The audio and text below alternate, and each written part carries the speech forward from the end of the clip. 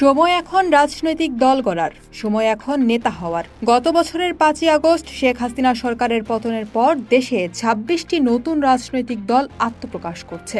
যে যেভাবে পারছেন 20-25 জনকে নিয়ে একটি রাজনৈতিক দল গড়ে তুলছেন। সর্বশেষ চিত্রনায়ক ইলিয়াস কাঞ্চনের নেতৃত্বে নতুন রাজনৈতিক দল জনতা পার্টি বাংলাদেশ আত্মপ্রকাশ করেছে। প্রশ্ন হচ্ছে, এত রাজনৈতিক দল কেন গড়ে উঠছে?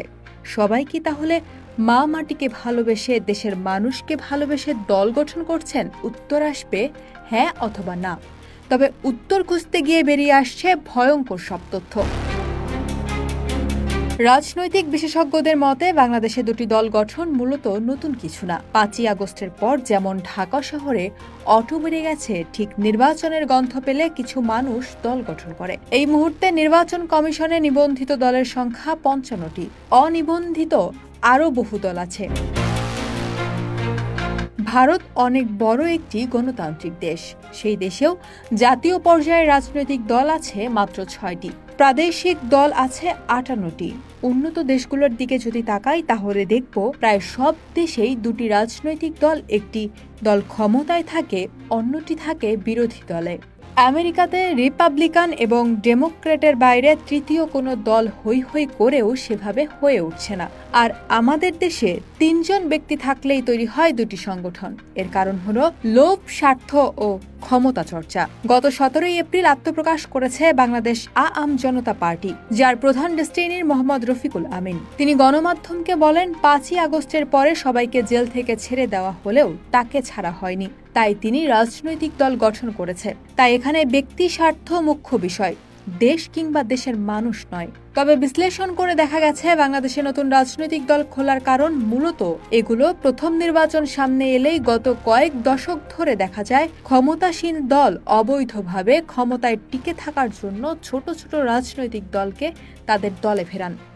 এতে অবৈধভাবে ক্ষমতা টিকে থাকতে যা যা করা দরকার তাই তারা করে। বিনিময়ে ছোট দলগুলো মোট অঙ্কের অর্থ দিয়ে থাকে। অনেকাংশে এইসব দলগুলো ক্ষমতাসীন দলের থেকেই নানা সহযোগিতা দিয়ে তৈরি করা হয়। আবার ভালো একটি নির্বাচনকে বরবাদ করতে নতুন দল তৈরি হয়ে থাকে। অনেক বিদেশি শক্তিও কাজ করে নতুন দল গঠনে। এই বছর বেশি বেশি রাজনৈতিক দল গঠন, তেমনটা মনে করছেন অনেকেই। বিভিন্ন কঠিন সময়ে রাষ্ট্রপতি ও প্রধানমন্ত্রী, প্রধান উপদেষ্টা রাজনৈতিক দলকে দাওয়াত দেন, আলোচনা করেন। সেই দাওয়াত এবং মিডিয়ায় নিজের চেহারা দেখার লোভে নতুন দল গঠন করেন অনেকেই। বিভিন্ন সময় বিদেশি রাষ্ট্রপ্রধান ও রাষ্ট্রদূতগণ রাজনৈতিক দলের সঙ্গে আলোচনা ও সৌজন্য সাক্ষাৎ করেন। সেই সব ব্যক্তির সঙ্গে দেখা ও দূতাবাসের একটি প্রভাব বিস্তারের জন্য নতুন রাজনৈতিক দল গঠন করেন। ব্যাংক লোন ট্রেন্ডর বাগিয়ে নেওয়া এলাকায় প্রভাব বিস্তারের ক্ষেত্রে নতুন রাজনৈতিক দল গঠন করে। এখন প্রশ্ন হচ্ছে, নেতা হতে চাওয়াটা কি অন্যায়? যদি কারো নেতা হবার যোগ্যতা থাকে তাহলে সে নেতা হবে।